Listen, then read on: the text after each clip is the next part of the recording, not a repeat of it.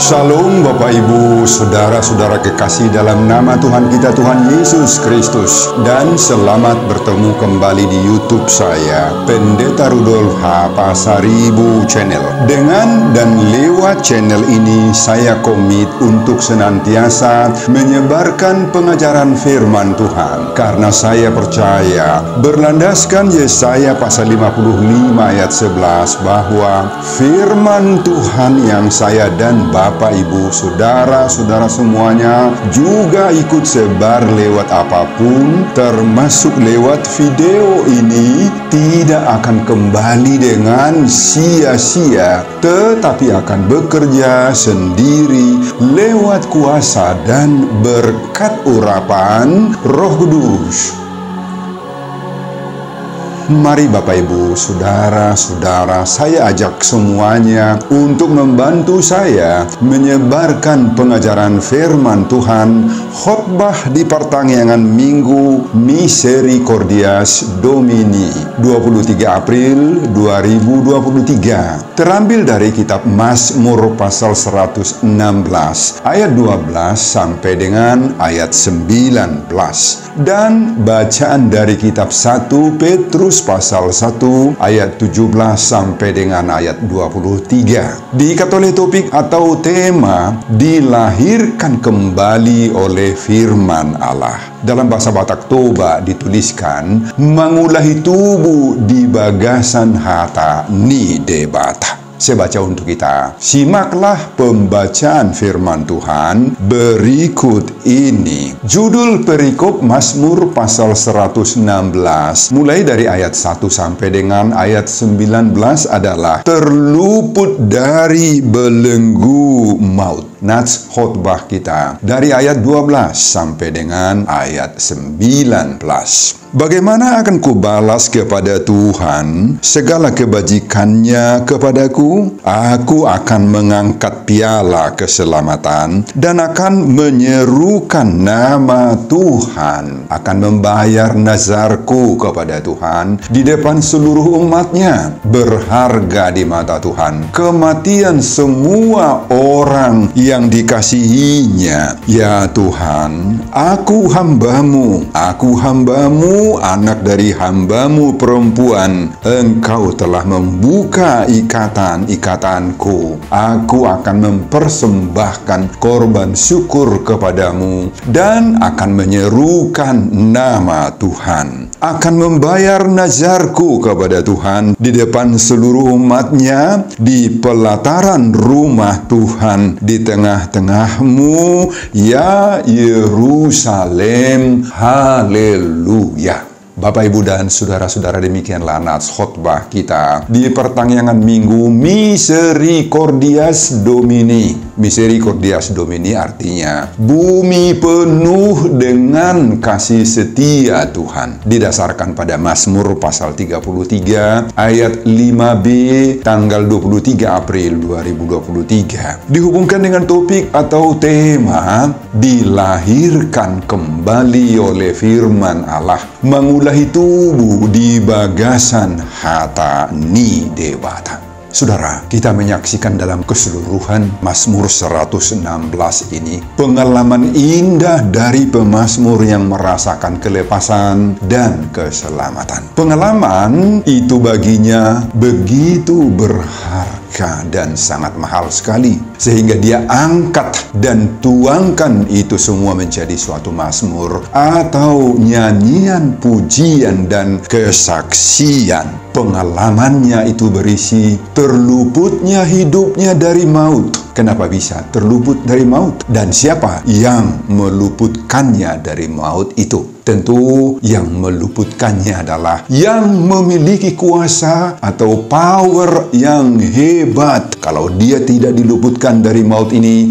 pastilah dia akan sengsara, akan hancur dan mati. Semua itu dilakukan oleh Allah yang dia percayai. Saudara, pemazmur dalam keseluruhan Mazmur 116 ini mengungkapkan bagaimana hebatnya tantangan dan ancaman yang mencoba menindas kehidupannya. Mari kita lihat apa yang dialami oleh pemazmur ini. Pada ayat 3, dia menyebut bermacam-macam yang mencoba merusak hidupnya. Dikatakan di sana pertama, tali-tali maut telah meliliti aku. Kata meliliti di sini berarti memenuhi, merantai hidupnya, membuat dia tidak berdaya, lunglai dan tak berkutik, Bapak Ibu. Kedua, kegentaran terhadap dunia orang mati menimpa aku, kata pemazmur. Setiap saat pemazmur diancam oleh kematian, sehingga dia merasa takut mendengar kematian itu.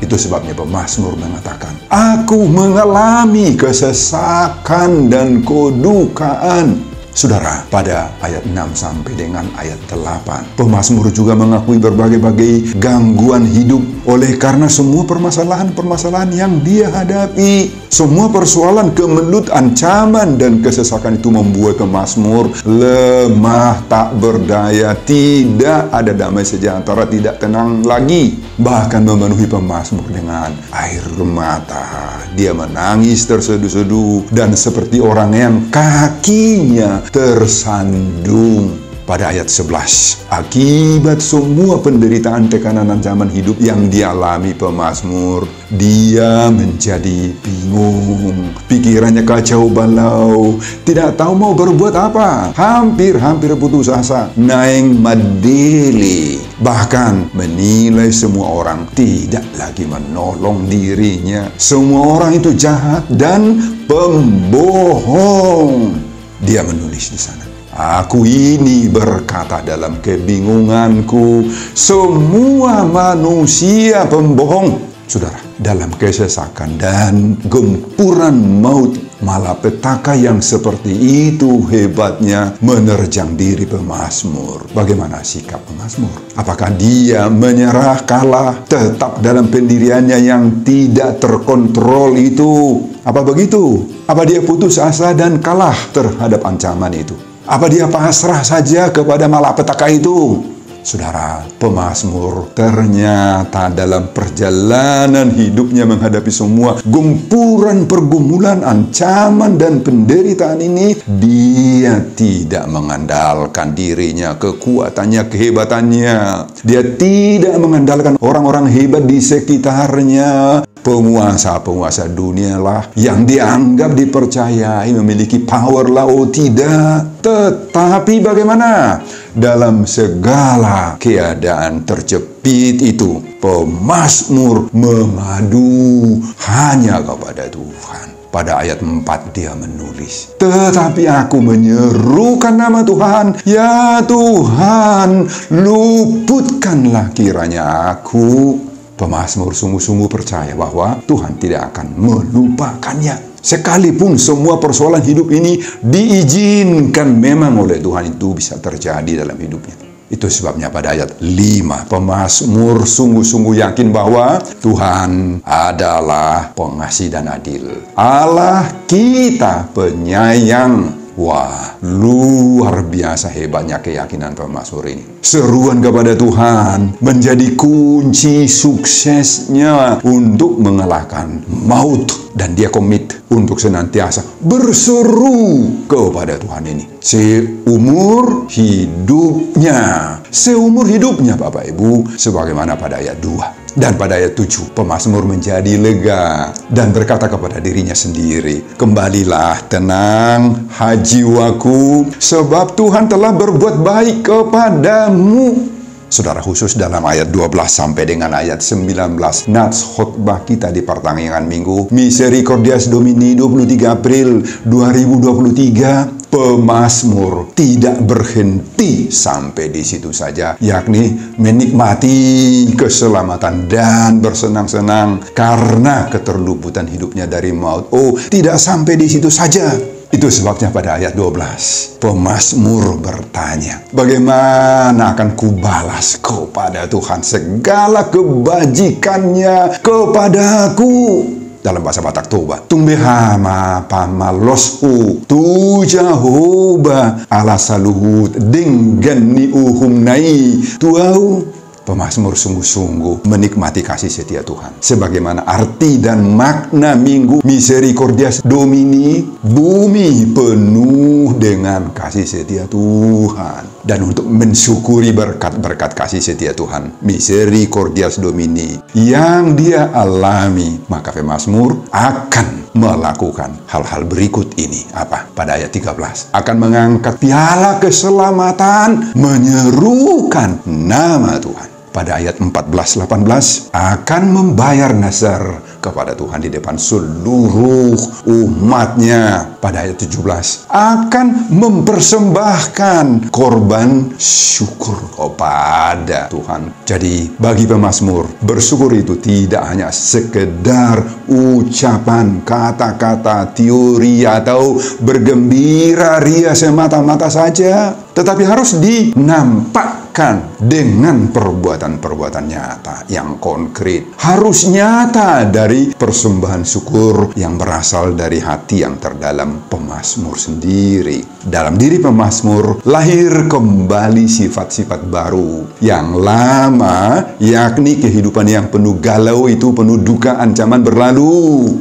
Itu semua sudah digantikan kehidupan penuh syukur dan damai sejahtera. Pas sekali dengan seruan topik Minggu Misericordias Domini ini. Dilahirkan kembali oleh firman Allah. Bapak, Ibu, dan saudara-saudara, itulah isi keseluruhan khotbah kita di pertangyangan Minggu Misericordias Domini tanggal 23 April 2023. Dihubungkan dengan topik Minggu, dilahirkan kembali oleh firman Allah, mengulahi tubuh di bagasan hatani dewata. Apa pengajaran Tuhan bagi kita lewat khotbah ini? Pengajaran pertama, bila berbagai ancaman menerpa, bagaimana kita menghadapinya? Saudara, seperti pemazmur dalam khotbah ini, saya yakin kita pun semuanya pasti menghadapi dan terancam oleh berbagai-bagai kesulitan, tantangan hebat, permasalahan-permasalahan hidup, beban-beban pikiran, akar-akar pahit, duka nestapa, dan sebagainya. Semua itu sangat-sangat menindas dan membuat kita tidak nyaman, tidak sejahtera, tidak bebas, tidak merasa berbahagia, Bapak Ibu, bahkan menyesakkan sekali bagi nafas kita ini. Dengan semuanya itu kita merasa seperti pengalaman pemazmur ini, terpenjara, terikat. Mungkin itu bisa saja dalam bentuk tekanan-tekanan ekonomi, keuangan. Kita alami kemiskinan materi, sulitnya mengembangkan peluang-peluang usaha bisnis atau mencari pekerjaan-pekerjaan tetap. Mungkin juga dalam wujud tekanan-tekanan sakit, penyakitlah yang silih berganti menerpa hidup kita ini. Membeli obat pun sulit, membayar rumah sakit yang tidak tercover oleh BPJS pun bermasalah atau sulit sekali. Mungkin juga karena pikiran kita sering menjadi kalut, pusing, hilang gairah hidup karena anak-anak sering bermasalah di sekolahnya lah, atau suami, ibu-ibu sulit berkompromi dengan istrinya. Mungkin juga karena bapak atau ibu pendengar khotbah ini sering bermasalah di tempat kerja, di kantor, sulit untuk mendapatkan promosi jabatan, naik pangkat. Semuanya itu dijegal oleh orang-orang tertentu, atau sering difitnah, dituduh macam-macam, sehingga pikiran bapak, ibu, dan saudara-saudara resah, gundah gulana, dan lain-lain yang sering membuat kita tersesak, Bapak Ibu, seperti pemazmur ini.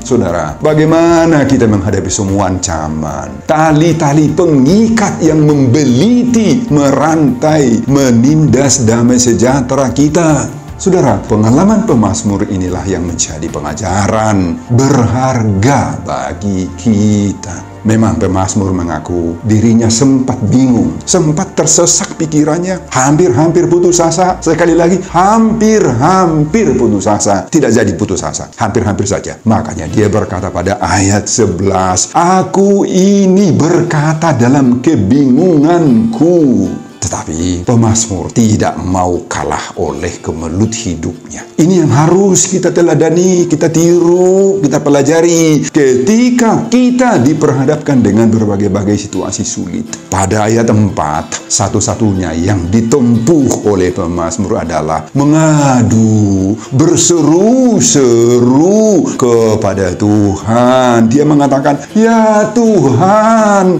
luputkanlah kiranya aku." Saudara, pemazmur berpikiran bahwa dirinya, pribadinya tidak bisa dia andalkan untuk menyelesaikan permasalahannya. Kemampuan dirinya sangat-sangat terbatas sekali, lemah sekali. Dalam penderitaan dia tidak mau mengizinkan pikirannya, emosionalnya, hawa nafsunya menguasai dirinya. Nggak mau. Hanya Tuhanlah yang dia andalkan dalam semua persoalan-persoalan hidupnya. Dan ternyata dia berhasil. Saudara, inilah yang harus kita lakukan dalam atau di saat menghadapi pergumulan, ancaman, dan berbagai-bagai kemelut hidup. Mari berseru-seru kepada Tuhan. Ini jelas dia nyatakan pada ayat 1, 2, dan 4. Dalam penderitaan berat, kita harus menyerahkan diri kita sepenuhnya kepada Tuhan. Dalam 1 Petrus pasal 5 ayat 7 kita belajar juga dari Petrus, serahkanlah segala kekhawatiranmu kepadanya, sebab ia yang memelihara kamu. Nah, demikian juga kalau kita baca dalam 2 Tawarikh pasal 30 ayat 8. Di sana Tuhan mengingatkan, serahkanlah dirimu kepada Tuhan dan datanglah ke tempat kudusnya, serta beribadahlah kepada Tuhan Allahmu. Beribadah, itu cara kita mengatasi persoalan-persoalan hidup kita. Marilah kita tiru pemazmur ini, Bapak Ibu, ketika diperhadapkan dengan semua persoalan hidup, maka kita harus menyerukan, "Ya Tuhan, luputkanlah kiranya aku." Kita percaya kuasa Tuhan akan mendampingi kita untuk memenangkan setiap tantangan hidup kita itu. Amin, Bapak Ibu. Pengajaran yang kedua, meski menghadapi berbagai tekanan, tindakan harus terkontrol. Saudara, ingat itu. Pemazmur mencatat bahwa ketika dia diperhadapkan dengan kebingungan yang diakibatkan berbagai-bagai tekanan berat yang dia hadapi, dia sempat berkata tadi, semua manusia pembohong. Pikirannya menjadi sempat tidak terkontrol. Ini yang disebut dengan luncas. Pikirannya yang sudah rusak, tidak terkontrol, tetapi orang lain yang dituduhnya salah, rusak, pembohong. Dirinya dan pikirannya yang bingung, yang amburadul. Justru orang lain yang dituduh tidak benar. Dia yang tidak beres. Justru orang lain yang dituduh sinting. Jadi terbalik. Aneh toh? Jangan mau terbalik, Bapak Ibu. Jangan balikkan kondisi situasi hidupmu. Hati-hati dengan realitas yang sering dialami oleh banyak orang yang seperti itu. Saudara, orang bisa saja mengalami salah satu dari 2 hal berikut ini. Pertama, mudah tersinggung, bahkan menuduh orang lain sangat-sangat jelek, mencap orang lain pembohong, penjahat, maling. Tidak hanya sampai menuduh orang lain saja, justru menuduh Tuhan juga. Itu kejam, bengis, sadis, jahat, tidak adil, tidak becus. Wah, sampai menuduh Tuhan itu, Bapak Ibu, jahat, pembohong. Yang kedua, perhatikan ini. Yang lebih fatal lagi, sering sekali bahwa orang yang bingung, yang stres, yang pikirannya tegang, maka sering sekali melakukan tindakan-tindakan tidak terkontrol, brutal, di luar logika berpikir normal, irasional. Awas Bapak Ibu, pikiran yang seperti itu. Tidak jarang orang seperti itu berbuat tindakan-tindakan yang merusak, sampai membakar rumah juga mau. Bahkan bisa saja tergoda suara iblis dan melakukan hal-hal yang lebih berbahaya, fatal, membunuh orang lain, minum racun, atau gantung diri karena dianggapnya hidup ini tidak lagi ada artinya baginya. Dunia ini baginya sudah serba begitu gelap, Bapak, Ibu, dan saudara-saudara, pengalaman pemazmur dalam khotbah ini menjadi pengajaran yang berharga bagi kita. Persoalan hidup tidak membuat dia bertindak irasional, justru mampu mengontrol, menguasai, mengamankan hidupnya, mengamankan emosionalnya. Meski kebingungan sempat menompang dalam dirinya, tetapi dia menyadari bahwa masalah bingung tidak membuat dia berlama-lama tertekan. Meski sempat menuduh semua manusia pembohong, tetapi itu berakhir dengan kesadaran baru bahwa dia harus kembali kepada Tuhan. Lahir sifat-sifat yang baru dalam diri pemazmur ini, Bapak Ibu. Inilah pengajaran bagi kita. Persoalan hidup, kesulitan, pergumulan, kesukaran, dan penderitaan hidup, sitaonon naborati harus memproses, menempa, menjadikan, menggiring kita semakin dekat kepada Tuhan. Semua kesusahan hidup itu harus membuat kita makin rendah hati, semakin tawakal dan bersandar sepenuhnya kepada Tuhan. Renungkanlah ini dalam Bapak Ibu. Sungguh-sungguh ini Bapak Ibu, renungkan.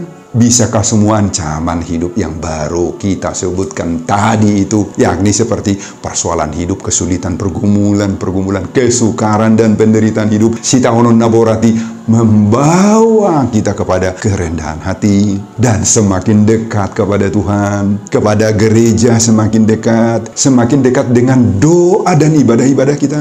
Ini pertanyaan renungan. Atau justru sebaliknya, makin bobrok iman kita, makin jauh kita dari Tuhan, dari doa, dari ibadah. Nah, renungkan dalam ini Bapak Ibu. Semoga lewat khotbah ini sifat-sifat baru, karakter-karakter baru, karakter rohani yang semakin baik, semakin beriman akan lahir kembali dalam diri kita. Semoga karakter-karakter lama itu, yakni kehidupan yang penuh galau, yang dikuasai oleh emosional, irasional, yang mau melawan Tuhan itu, berlalu dari hidup kita, keluar itu dari dalam hidup kita Bapak Ibu. Amin Bapak Ibu. Semoga seruan topik minggu Misericordias Domini ini dilahirkan kembali oleh firman Allah. Mangulahi tubuh di bagasan hatani debata. Ini terjelma, terrealisir, terlahir dalam hidup kita,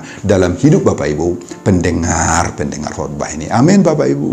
Pengajaran yang ketiga, di saat terberkati, jangan lupakan kebaikan Tuhan. Saudara, mulai dari ayat 12 sampai 19 khotbah kita di minggu Misericordias Domini ini yang menyerukan bumi penuh dengan kasih setia Tuhan, didasarkan pada Mazmur 33 ayat 5b, ada gebrakan, ada terobosan baru yang sungguh-sungguh indah dalam diri pemazmur itu. Apa itu?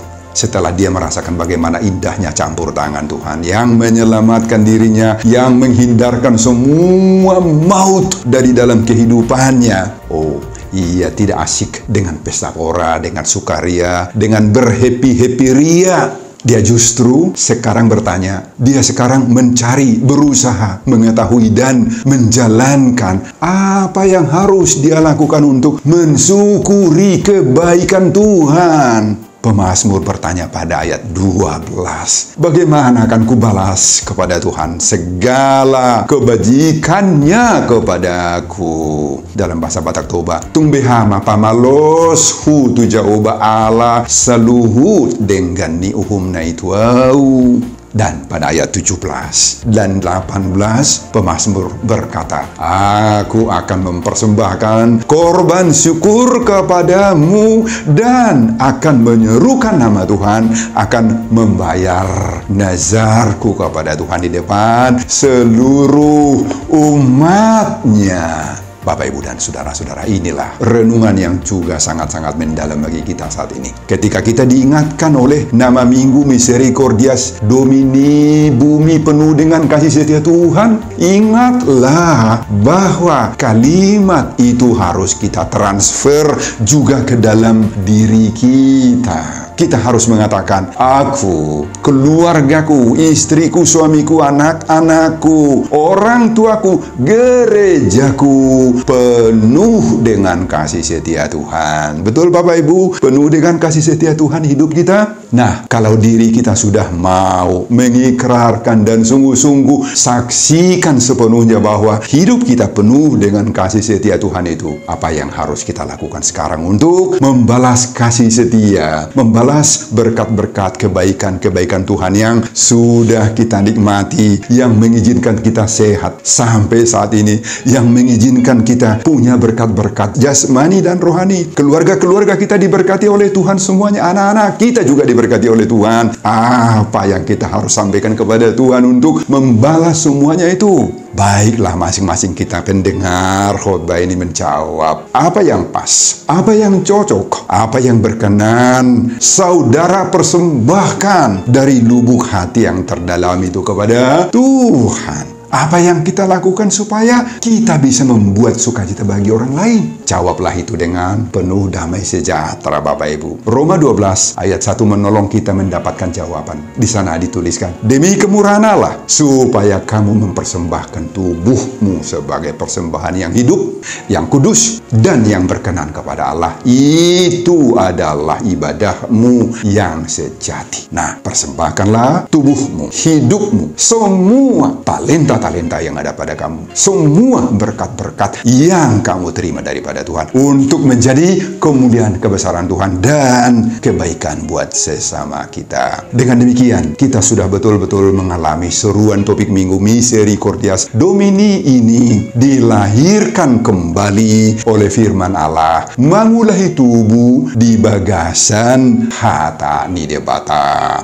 Sebelum saya mengakhiri khotbah ini, kembali saya mengajak Bapak Ibu Saudara-saudara untuk membantu saya menyebarkan firman Tuhan. Khotbah pertanyaan minggu Misericordias Domini 23 April 2023 dari Mazmur pasal 116 ayat 12 sampai dengan ayat 19 ini, agar semakin banyak orang yang mau dilahirkan kembali oleh firman Allah, mengulahi tubuh di bagasan hata nidebata, termotivasi lewat khotbah ini. Simak juga video-video khotbah saya yang lain agar Bapak Ibu Saudara-saudara memiliki sentuhan dan pemahaman rohani yang semakin diperkaya. Buka di YouTube saya, Pendeta Rudolf H. Pasaribu Channel. Selamat mengikuti ibadah pertangyangan minggu Misericordias Domini buat kita semuanya. Tuhan Yesus memberkati kita. Salam Horas. Amin.